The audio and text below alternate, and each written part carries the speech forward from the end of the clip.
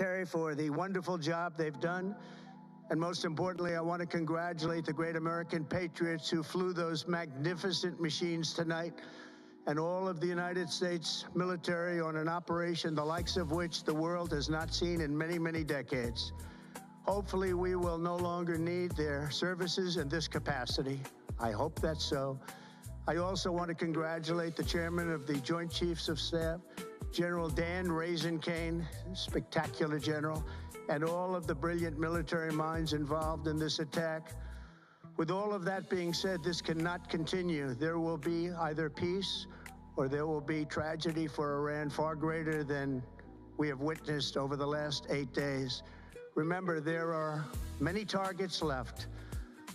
Tonight's was the most difficult of them all, by far, and perhaps the most lethal. But if peace does not come quickly, we will go after those other targets with precision, speed, and skill. Most of them can be taken out in a matter of minutes. There's no military in the world that could have done what we did tonight, not even close. There has never been a military that could do what took place just a little while ago. Tomorrow, General Kane, Secretary of Defense, Pete Hegseth will have a press conference at 8 a.m. at the Pentagon. And I want to just thank everybody, and in particular, God. I want to just say we love you, God, and we love our great military. Protect them. God bless the Middle East. God bless Israel, and God bless America. Thank you very much. Thank you.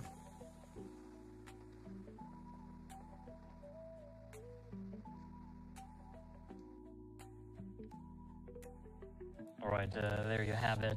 President Trump, in very brief remarks there, saying that Iran's nuclear program has been completely obliterated. Standing there, addressing the nation, behind him, Vice President Vance, Secretary of State Marco Rubio, and also the Secretary of Defense, Pete Hegseth. I'm Andrew Kraft. Thanks so much for being with us here on this momentous night in American history, and we're going to keep it going. We're also going to be showing you in replay that very speech in case you might have missed it live. We're going to be showing it to you throughout the course of the evening, also bringing on guests, experts, analysts to help us make sense of this particular moment in time in American history, in the history, the makeup, and the shape, the dynamic of the Middle East. June the 21st, 2025 will be a day that is remembered as a huge, huge moment for what happens going forward to the dynamic of the Middle East,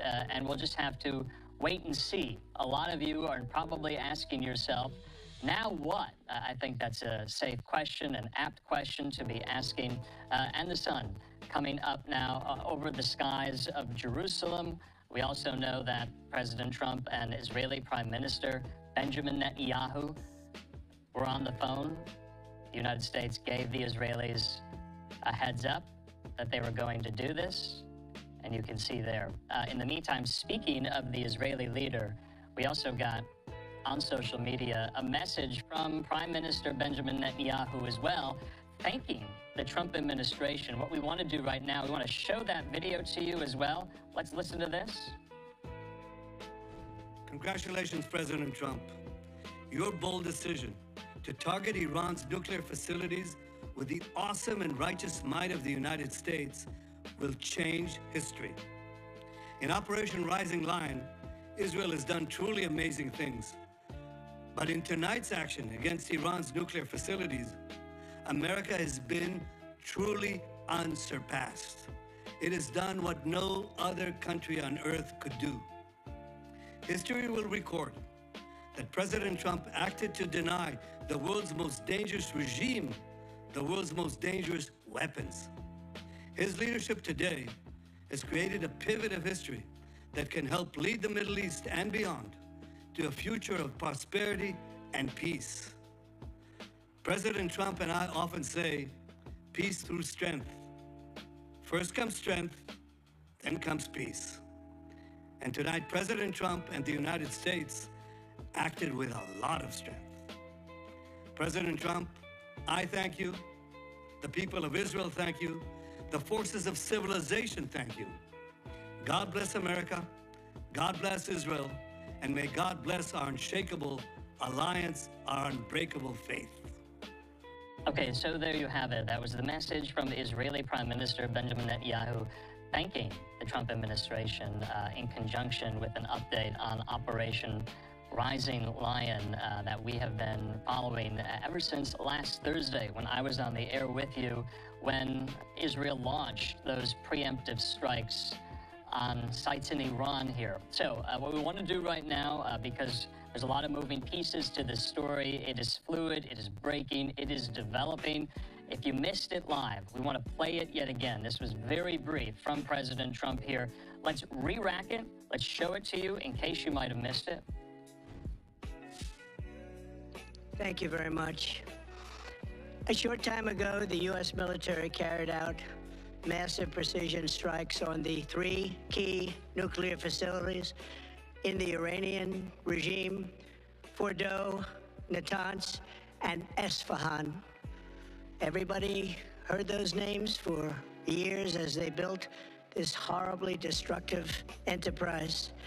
Our objective was the destruction of Iran's nuclear enrichment capacity and a stop to the nuclear threat posed by the world's #1 state sponsor of terror. Tonight, I can report to the world that the strikes were a spectacular military success. Iran's key nuclear enrichment facilities have been completely and totally obliterated. Iran, the bully of the Middle East, must now make peace. If they do not, future attacks will be far greater and a lot easier. For 40 years, Iran has been saying death to America, death to Israel. They have been killing our people, blowing off their arms, blowing off their legs with roadside bombs. That was their specialty. We lost over 1,000 people, and hundreds of thousands throughout the Middle East and around the world have died as a direct result of their hate. In particular, so many were killed by their general, Qasem Soleimani. I decided a long time ago that I would not let this happen. It will not continue. I want to thank and congratulate Prime Minister Bibi Netanyahu. We worked as a team like perhaps no team has ever worked before. And we've gone a long way to erasing this horrible threat to Israel. I want to thank the Israeli military for the wonderful job they've done. And most importantly, I want to congratulate the great American patriots who flew those magnificent machines tonight, and all of the United States military on an operation the likes of which the world has not seen in many, many decades. Hopefully, we will no longer need their services in this capacity. I hope that's so. I also want to congratulate the chairman of the Joint Chiefs of Staff, General Dan Raising Cane, spectacular general, and all of the brilliant military minds involved in this attack. With all of that being said, this cannot continue. There will be either peace or there will be tragedy for Iran far greater than we have witnessed over the last 8 days.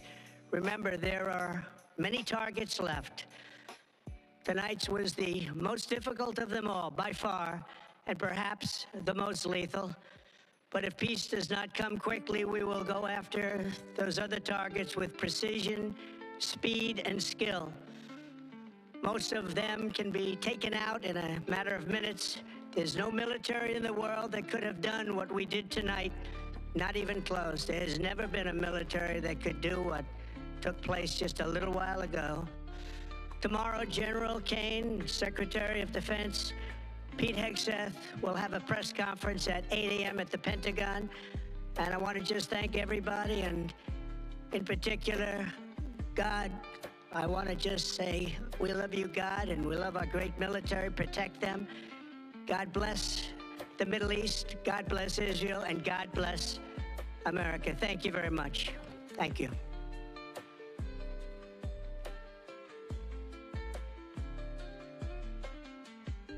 Okay, so Andrew Kraft back here. Wanted to replay that for you in case you might have missed it, saying that he and Netanyahu worked as a team, congratulating the Patriots who flew the bombers and the planes, congratulated the chairman of the Joint Chiefs of Staff, Raising Cane, and says this could not continue, saying we needed peace, saying also there are many targets left. he will go after other targets if deals are not reached. And so, yet again, as he has done throughout the course of this entire story, leaving the door open, yet again, to diplomacy. We'll see if that's actionable or operative at all in the wake of this. In the meantime, though, I want to go out to Capitol Hill. We have a live picture there in Washington. It's a little bit after the 10 o'clock hour there in D.C. Chad Pergram reporting this, that it wasn't only the Israelis that got a heads up. A senior White House official saying the White House gave a courtesy heads up to congressional leadership. That's, of course, Senate Majority Leader John Thune. That's, of course, Speaker of the House Mike Johnson. And I would imagine the Democrats also in charge in the minority, Senate Minority Leader Chuck Schumer, and also House Minority Leader Hakeem Jeffries. Speaking of Hakeem Jeffries, he put out a statement saying this, that Donald Trump promised to bring peace to the Middle East. He's failed to deliver on that promise. The risk of war is now dramatically increased, and I pray for the safety of our troops in the region who have been put in harm's way. President Trump misled the country about his intentions, failed to seek congressional authorization for the use of military force, and risks American entanglement in a potentially disastrous war in the Middle East. Jeffries says, first, the Trump administration bears the heavy burden of explaining to the American people why this military act.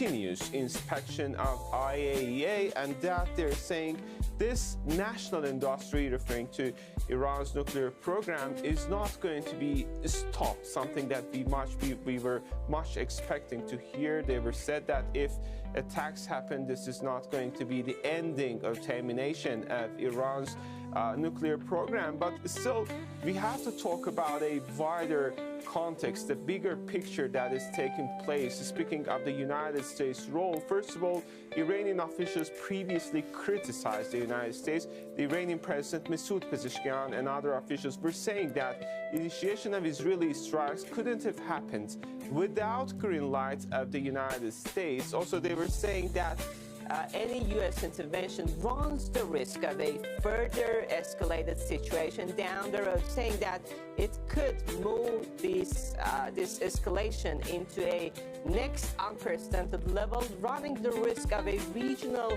full-fledged all-out war scenario. And now we see it, and we are seemingly in the middle of that scenario. Also, we have to keep in mind another key contextual element, and that's the very fact that Iran and the United States were in the middle of a diplomatic trajectory. Iran and the United States were supposed to have their sixth round of negotiations on Iran's nuclear program scheduled for last Sunday. But the thing is that now with this new developments, and previously Iranians were saying that under attack, seeing their country being targeted, they are not going to negotiate.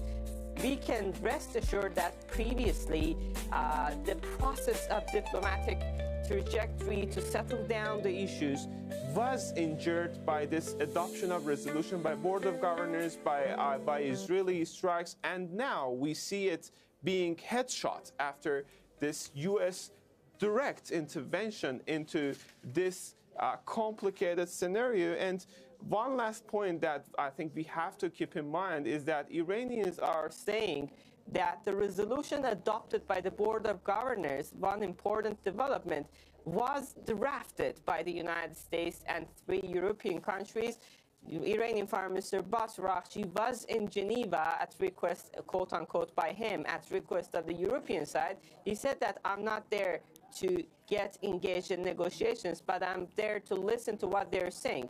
But at the heart of all these diplomatic developments, when he was in Turkey, when he was in Geneva, and the Iranians are saying we were just in the middle of this bigger context of negotiations.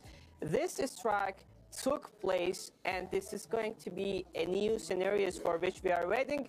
Speaking of Iranian response, I think we have to wait because this is really such a big development, and we are anticipating top Iranian officials to come out. And the big question here would be like how Iran is going to respond. To answer that question, we have to keep waiting. All right, that's Tauhid Asadi live for us in Tehran. Thanks so much, Tauhid. Let's go back now live to Harlan Ullman. He's a political and military analyst, and he's also chairman of the Kilowan Group and a senior advisor at the Atlantic Council. He's joining me from Washington, D.C. Harlan, thanks for coming back on to Al Jazeera with us. So we've heard now this address from U.S. President Donald Trump just a short while ago. He called the action that they had taken in Iran a spectacular military success, but he also said that the U.S. objective was the destruction of Iran's nuclear enrichment capacity and a stop to the nuclear threat. From your assessment, what was the main message here from Trump, and what do you think this portends going forward? Well, his message was clear: America first. I did what I need to do. I struck Iran to put them in a position where they have to negotiate. And without saying it, he meant I'm the greatest in the world. We will see what the bomb damage assessment is. As I said, usually we tend to exaggerate the damage that's been done. You may not recall, but during the height of the bombing in Nazi Germany in October 1944, Germany was making more planes and submarines than any other time during the war. So we'll see what damage was actually done, but that's not the key issue. The issue is what comes next. And it could well be that President Trump has said, I did what I need to do. Now it's up to Iran and Israel to finish the conclusions that will end this particular conflict. I don't think it's going to happen. I think there are going to be continuing stages. I do not believe that Iran is going to sit back and allow this to happen. My expectation is that Iran has been prepared for this sort of attack. If they haven't, they're more incompetent than people can imagine. And so, as I said earlier, this may be the beginning of a long, long situation. Because quite frankly, the targets that are left in Iran are going to be oil facilities, the gas facilities, and the infrastructure on which the Iranian public is dependent. And it turns out that the more bombing that one does, the more likely the population will turn against those doing the bombing. So it's not entirely clear that continued strikes against Iran are going to help mobilize some kind of resistance to the regime. In fact, it may turn the Iranian people solidly against the United States and Israel, being the aggressors. We will see. I hope there will be a negotiation, but quite frankly, I don't think that's a very likely outcome. Harlan, in the run-up to all this, Iran has been very clear, stating again and again that if the U.S. were to attack Iran, U.S. assets in the region would become retaliatory targets. What is the risk now of U.S. assets, bases, embassies, other assets in the Middle East being targeted? There's always a risk. Often Iran resorts to rhetoric because its capabilities have been completely eroded given what's happened to Hamas and Hezbollah.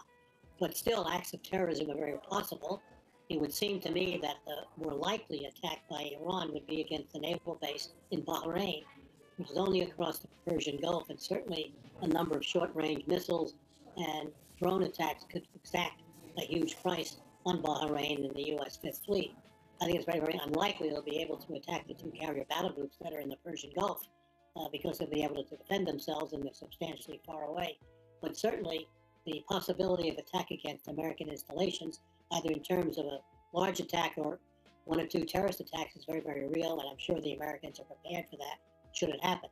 And I suspect things like that will happen. To the degree that they will have effect on the United States remains to be seen. But supposing, for example, an American warship gets hit, gets sunk, suppose that Iran mines the Strait of Hormuz, and that leads to greater military action. So the escalation possibilities here are very, very great, and one does not necessarily see what the exit strategy is for the United States, for Iran, or the Israelis, and that leads to huge uncertainty. So at this stage, we hope that the escalation can be limited, but right now I would worry a great deal to see what happens, simply because we don't know what Iran is going to do. They have a vote in all this, and we certainly don't know the damage that's been achieved by the United States, whether it's been comprehensive or not. And of course, the next steps that play out over the next week or days are going to be very important to see whether this can be confined or whether it goes to the next level. Harlan, what kind of reaction have you been seeing from pro-Iranian groups, whether in the region or in different parts of the world, when it comes to the run-up of these U.S. strikes on Iran, and also when it comes to what they believe the U.S. capacity is right now to essentially go forward. They're involved in different conflicts. Do they believe that the U.S. would actually get itself into a quagmire in the region? I'm not sure that the Iranian leadership believes that could happen, but the fact of the matter is that history has shown the United States has got itself into a number of quagmires. And so the problem here is that Iran could escalate and force the Americans to do something that could lead to a greater involvement, which is very possible. It seems to me that Iran will retaliate some way, shape, or form. And as I said, I don't think that there's an exit strategy that's particularly clear, because I don't think that the Iranians are going to negotiate from a position of weakness, having been attacked without any kind of retaliation.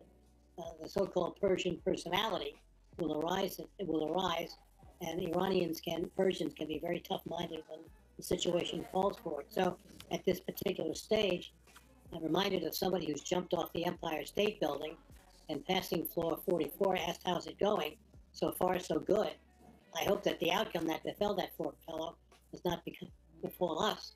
But the fact of the matter is, this is a very serious situation, and the possibility, I say the possibility, not likelihood, of further escalation is very, very real, and something that we ought to worry about, simply because I do not see any obvious exit strategy for any of the participants so far.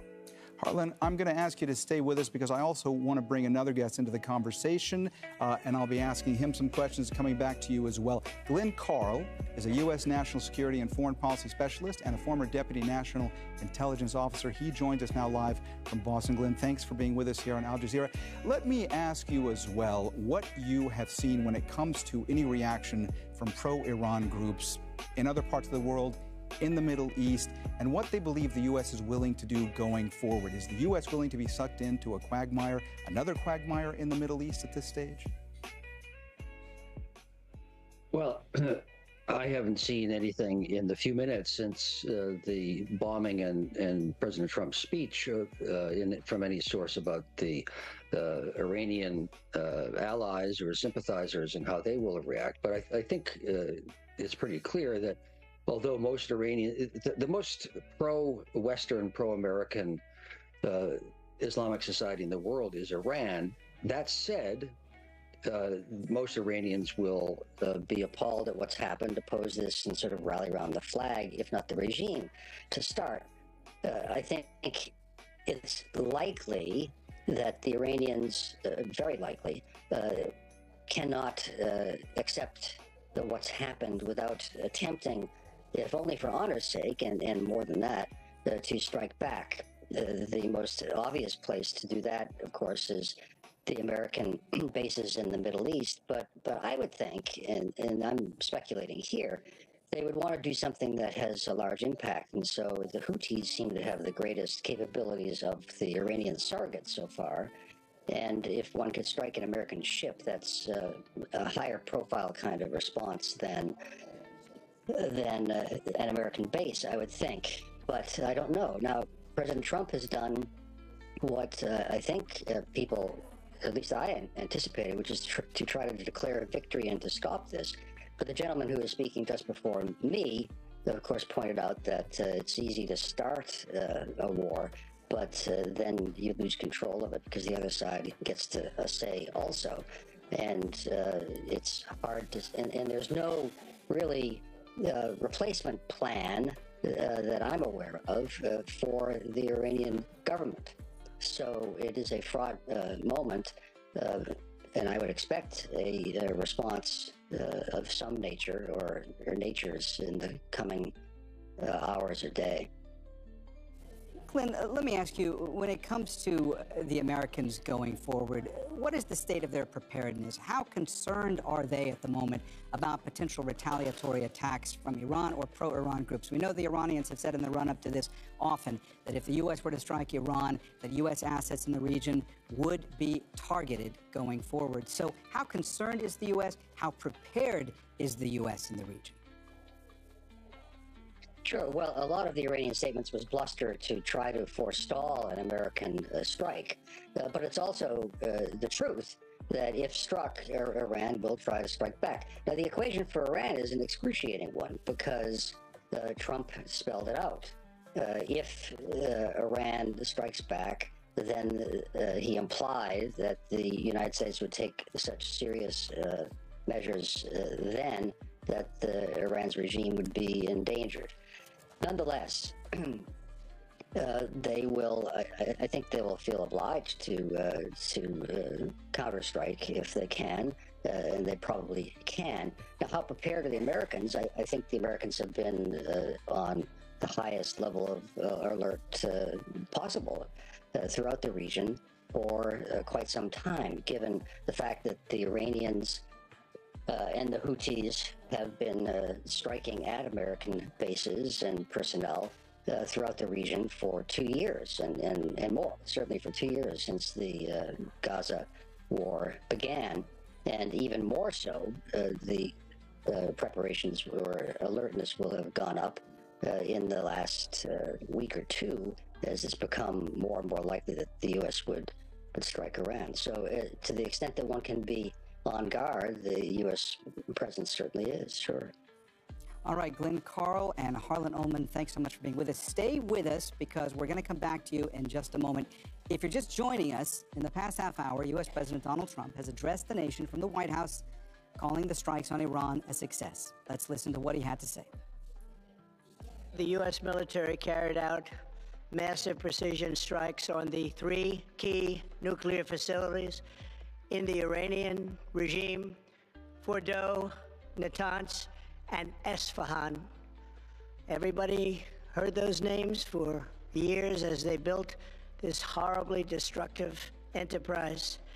Our objective was the destruction of Iran's nuclear enrichment capacity and a stop to the nuclear threat posed by the world's #1 state sponsor of terror. Tonight, I can report to the world that the strikes were a spectacular military success. Iran's key nuclear enrichment facilities have been completely and totally obliterated. Iran, the bully of the Middle East, must now make peace. If they do not, future attacks will be far greater and a lot easier. For 40 years, Iran has been saying death to America, death to Israel. They have been killing our people, blowing off their arms, blowing off their legs with roadside bombs. That was their specialty. We lost over 1,000 people, and hundreds of thousands throughout the Middle East and around the world have died as a direct result of their hate. In particular, so many were killed by their general, Qasem Soleimani. I decided a long time ago that I would not let this happen. It will not continue. I want to thank and congratulate Prime Minister Bibi Netanyahu. We worked as a team like perhaps no team has ever worked before. And we've gone a long way to erasing this horrible threat to Israel. I want to thank the Israeli military for the wonderful job they've done. And most importantly, I want to congratulate the great American patriots who flew those magnificent machines tonight, and all of the United States military on an operation the likes of which the world has not seen in many, many decades. Hopefully, we will no longer need their services in this capacity. I hope that's so. I also want to congratulate the chairman of the Joint Chiefs of Staff, General Dan Raisin-Kane, spectacular general, and all of the brilliant military minds involved in this attack. With all of that being said, this cannot continue. There will be either peace or there will be tragedy for Iran far greater than we have witnessed over the last 8 days. Remember, there are many targets left. Tonight's was the most difficult of them all, by far, and perhaps the most lethal.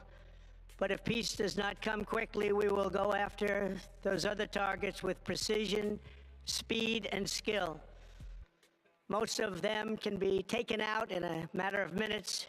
There's no military in the world that could have done what we did tonight, not even close. There has never been a military that could do what took place just a little while ago. Tomorrow, General Kane, Secretary of Defense, Pete Hegseth will have a press conference at 8 a.m. at the Pentagon. And I want to just thank everybody, and in particular, God. I want to just say we love you, God, and we love our great military. Protect them.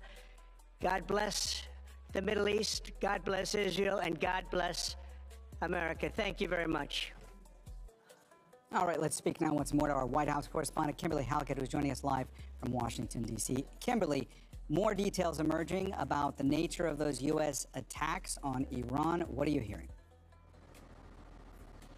Yeah, that's right. You heard the U.S. president there talking about how he and the Israeli Prime Minister Benjamin Netanyahu worked as a team. What we know is that the U.S. president reaching out to his friend Bibi prior to the U.S. strikes and immediately after. But that's not all in terms of the communications by the White House. We also know that there has been diplomatic contact with Iran, that, of course, the United States and Iran do not have direct relations, but we know that the Middle East envoy, Steve Witkoff, has been in regular communication with the Iranian foreign minister in recent weeks. So that is something, a protocol that has been broken. But what I can tell you is that the Trump administration reaching out to Iran, saying that the strikes that have just been launched in the last few hours are all that the United States is planning. We also know that the United States sent the message that regime change is not something the United States is seeking in Iran. So the message that was delivered was, again, the strikes that have been conducted are all the U.S. is planning at this moment, and regime change is not something that is in the calculations right now. Now, having said that, if Iran, and it is rightfully able to retaliate, that, of course, could change the U.S. calculation. But what we know as well is in terms of what the operation was of those strikes, we're getting a better sense of what that looked like. We know that there were B-2 bombers that were flying in the air and that they were heading not just towards Guam, but they kept on going. Those are the aircraft that carry those 30,000-pound bunker buster bombs. And we know that 6 were dropped on Fordo, and that the United States also used 30 Tomahawk missiles on the other 2 remaining Iranian nuclear sites. Now, we know, and I mentioned this before, that even though the United States is only planning the strikes that have just occurred, it is briefing its personnel in the region for the possibility of counterstrikes. And here's why. We know there are some 40,000 U.S. troops in the Middle East. They're positioned in Iraq, about 2,500 in Bahrain. That is the headquarters of the 5th Fleet. Kuwait has 5 different U.S. bases, smaller bases. Qatar has that very large, major Al Udeid base. And, of course, the UAE, home to the 380th Air Expeditionary, as well as 3,500 U.S. soldiers. All of those now become vulnerable. In addition, the U.S. was positioning assets to support Israel as it was defending itself from the missiles and drone attacks that have been occurring from Iran. That would include carrier strike groups, that would include fighter aircraft, and they have been active in those operations. So this is no question a major escalation. And again, the U.S. president saying that he believes, as commander-in-chief, that he has stopped the nuclear enrichment that is taking place in Iran and that the nuclear threat has been eliminated. But again, we are still looking for a further battle damage assessment. We know that that is likely to come, or rather bomb damage assessment, I should say.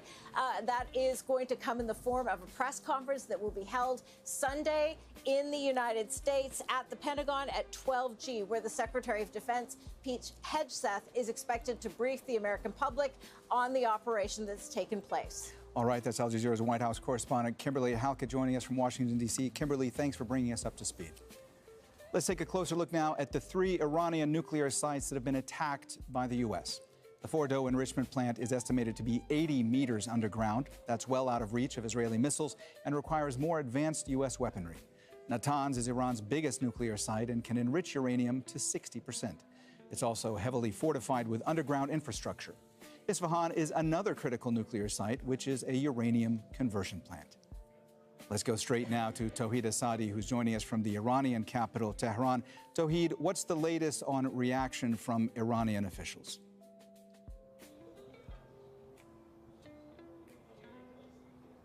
Well, actually, the latest development and the latest reaction, indeed, comes from the Atomic Energy Organization of the country a couple of minutes ago, coming out with a statement in this regard. Less than an hour ago, they said that they can confirm now that there was attack targeting 3 important nuclear facilities of the country, including Natanz, Fordo, and Isfahan. They have criticized actually the IAEA for their indifference and quote-unquote even support that resulted in this strikes, and they're saying that these three places were under continuous inspection of IAEA, and also they're saying that this national industry of nuclear program is going to be not stopped at this point. They're going to continue with that, and also they're saying that what happened contradicts actually the international law and specifically NPT. Iran is a signatory of NPT, and they're just referring to that. But also when it comes to reactions, we haven't heard anything specifically. This is sort of a technical statement that came out, but what tops the list of different questions regarding the recent very important development is that how Iran is going to respond. On that, we should still, I think, keep waiting for further let's say, upcoming events, further statements from Iranians, and also a report on the damage assessment, as we don't have that much of details about how far these recent strikes by the Americans have put impact on the extent to which the damage is out there. But speaking of the bigger context, we know that previously Iranian Supreme Leader Ayatollah Ali Khamenei warned about a potential and now practical U.S. intervention into this already escalated situation, saying that it's going to result in quote-unquote irreversible damage. And also he said that the fact that Israelis are going to knock the doors of Americans is a sign of their weakness. And that was something Kimberly previously mentioned, that weaponry ammunitions of Americans were there required as the Israeli strikes were not sufficient. And also we have to keep in mind that these facilities, at least Natanz, I can say that for several times it was targeted by the Israeli strikes. Other nuclear facilities of the country were also targeted by the Israeli strikes. And now we see the U.S. intervention in the field that's obviously running the risk of further and further escalation. And also, again, speaking of this potentiality and the possibility of U.S. intervention, we have a previous context for that. First of all, Iranian officials were criticizing the United States for its indirect support of the Israelis, and they were saying that Israeli strikes, that was what we heard from the Iranian president and other Iranian officials, including the Foreign Minister Abbas Araghchi, who came out to say that these strikes couldn't have happened without the green light of the United States. They're calling the United States a sort of accomplice to Israel before these strikes. And also, they were saying that any U.S. intervention runs the risk of dragging the entire region into a full-fledged, all-out war scenario. And now, according to what we have already heard from Iranian officials, U.S. targets in the region are going to be a sort of retaliatory target when it comes to Iran's possible response to this very recent, critically important development. Also, there is another thing that we have to keep in mind, again, speaking of the context, and that is the very fact that Iran and the United States were involved in a trajectory of diplomatic engagement to settle down the issue. Last Sunday, it was supposed to be a 6th round of negotiations between Iran and the United States. And Iranians are saying from time to time and again that while the country were there to get engaged in negotiations to solve the issue, now what they see, the reality on the ground, is more and more and more of strikes, and now the U.S. intervention, which is going to further complicate the situation.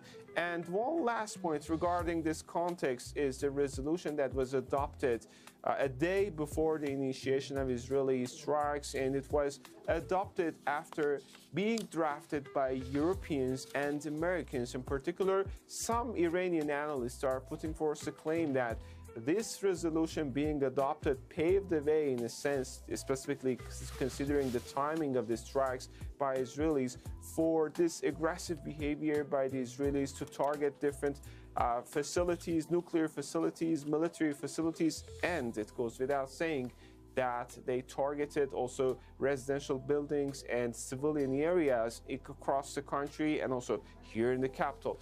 what we can say is that escalation is now name of the game that we can see on the ground, specifically after this recent development. For Iranian response, we have to keep waiting. All right, that's Tauhid Asadi joining us live from Tehran. Thanks so much, Tauhid. As we've been reporting, the United States had already been shifting its military resources in the Middle East in response to the escalation between Israel and Iran. Al Jazeera's defense editor Alex Katopoulos takes a look at American assets in the region. The United States has significant assets in and around the Gulf region. 5 Air Force Expeditionary Wings are based in the Gulf, 2 in Kuwait, 1 each in the UAE and Saudi Arabia that include squadrons of F-15 and F-16 fighter jets. The 5th Air Force Expeditionary Wing based in Qatar has no offensive capabilities of its own, but provides extensive intelligence and air refueling for Air Force units in the region. The number of air defense sites has grown over the last 18 months, with new ones built in Kuwait and a proposed site for an additional missile defense system in Qatar. The powerful US 5th Fleet is based in Bahrain in the Arabian Gulf. The Carl Vinson Carrier Strike Group has its own air wing and fleet of accompanying ships capable of attacking targets deep inland off the coast of Yemen in the Arabian Sea. All right, let's go back to our guests. Harlan Ullman, a political and military analyst. He's chairman of the Kilowan Group and a senior advisor at the Atlantic Council. Also joining us is Glenn Carl, a U.S. national security and foreign policy specialist and a former deputy national intelligence officer. Harlan, let me start with you. Based on what you heard from Trump in the last half an hour or so, where does this go from here, and how risky is the situation for American assets in the region now? My concern is this, and clearly American assets in the region are going to be on high alert. But look, surprise almost works. And when you have an enemy who can pick their target at the time and place of their own choosing, it's very, very difficult to defend against that.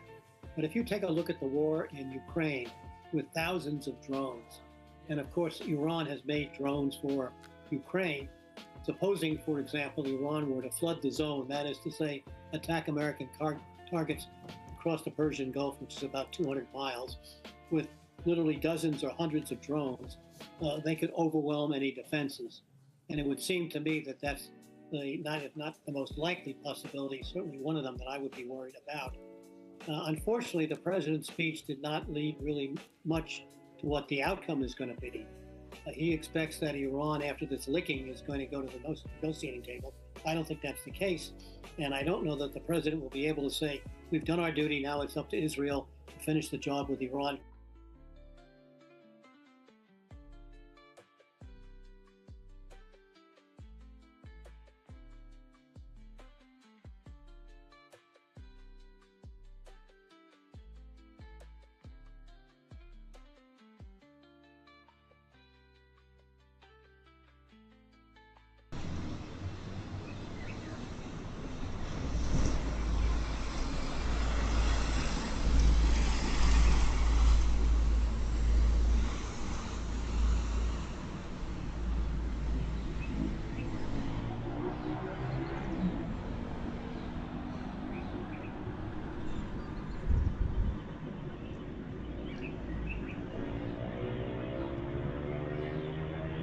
Answer there. So in the meantime, remember, we're on the lookout for some of these visual aids, videos, photos inside Iran of the explosions themselves. Haven't seen them yet, confirmed. There's a lot kind of percolating out there on social media. We'll wait to confirm some of those images and media and bring those to you so you can see for yourselves the aftermath of some of these strikes inside of Iran at these 3 nuclear enrichment facilities. Let's put up the map yet again as we continue to bring in more expert analysis, reporters, guests. On deck is my friend and colleague at the Washington Examiner, Michael Brest. He covers the Pentagon each and every day. So there you can see. And I want to just read from President Trump's initial post on Truth Social, telling the world this is what the United States did. He said, "We have completed our very successful attack on the 3 nuclear sites in Iran, including Fordow, Natanz, and Isfahan. All planes are now outside of Iran airspace. A full payload of bombs was dropped on the primary site, Fordow. All planes are safely on their way home. Congratulations to our great American warriors there is not another military in the world that could have done this. Now is the time for peace. Thank you for your attention to this matter. And I believe he posted yet again on Truth Social moments ago saying this: any retaliation by Iran against the United States of America will be met with force far greater than what was witnessed tonight. Thank you, Donald J. Trump, President of the United States. And I think it's a safe question. Probably a lot of you have. What will Iran do in response? What will that even look like? Also, we're getting kind of a inside view into the Situation Room. The White House putting out new photos of the moments that these strikes were ongoing as the president's national security team were witnessing it in the room itself. This is from the White House. Take a look at some of these photos there. You see the vice president in the foreground, of course, Secretary of State Rubio. So the White House just releasing these. You also see Chairman of the Joint Chiefs, Kane, also White House Chief of Staff, Susie Wiles, CIA Director John Ratcliffe, also Defense Secretary Pete Hegseth. So this is courtesy of the White House. These are extremely new images from the Situation Room. In the background there, Dan Scavino, White House Communications Director, and President Trump seated there at the head of the table in the Make America Great Again hat, the red hat, the iconic red hat.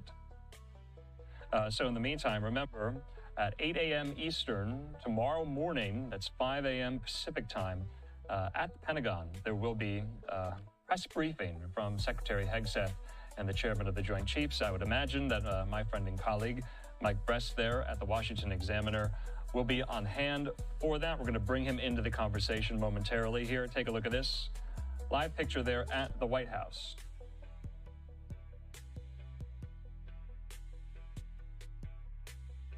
So in the meantime, like I said, Mike Brest, he is on standby. He joins me. Mike, so good of you to be with us. I know it's late there in Washington. I would imagine, like I said, you're going to be at the press conference very early tomorrow morning, so we'll keep this short. What question would you ask, will you ask, if you get the chance, to Secretary Hegseth and the Chairman of the Joint Chiefs?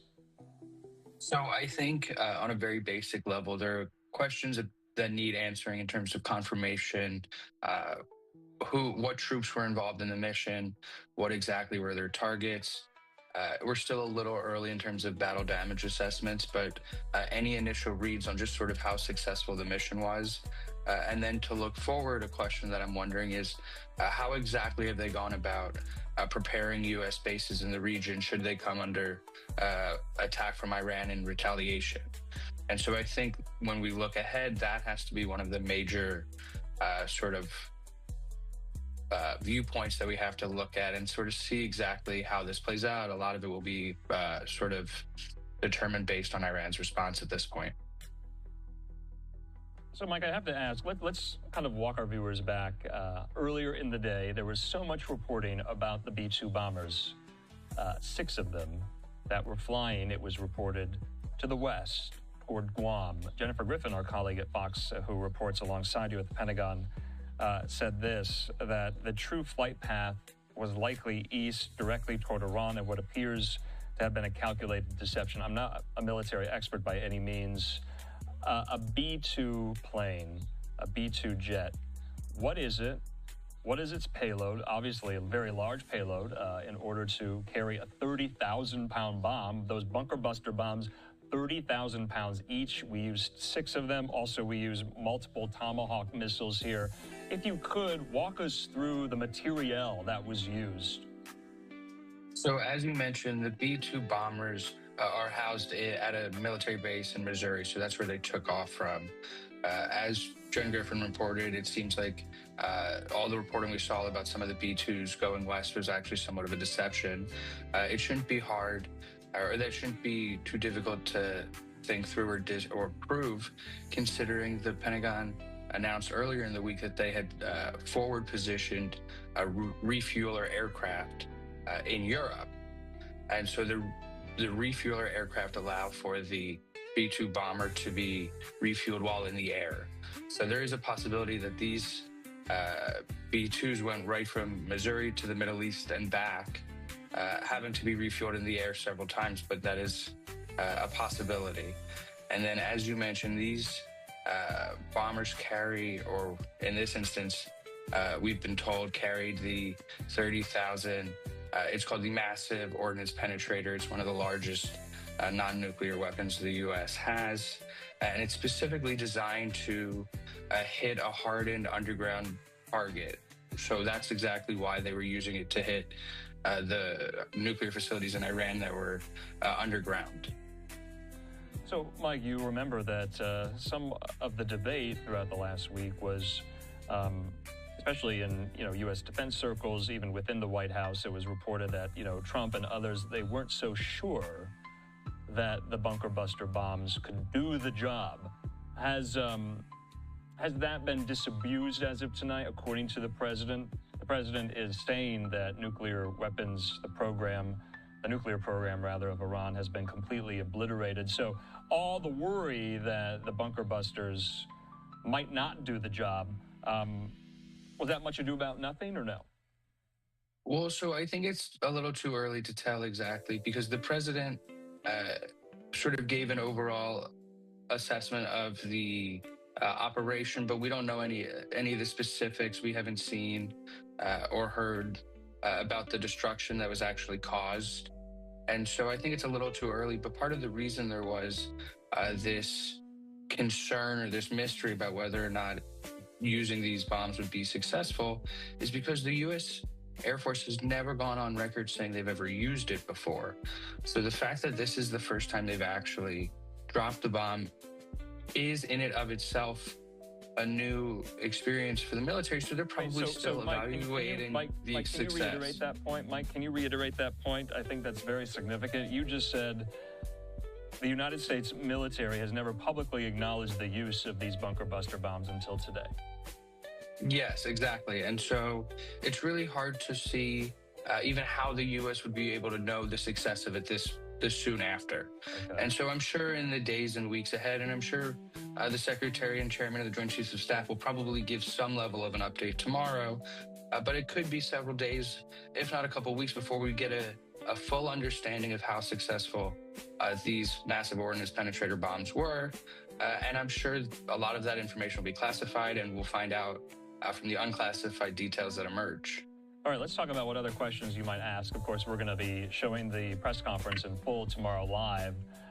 What else do you want to know? What does Secretary Hegseth and the Chairman of the Joint Chiefs need to first explain? How they did this, how it was carried.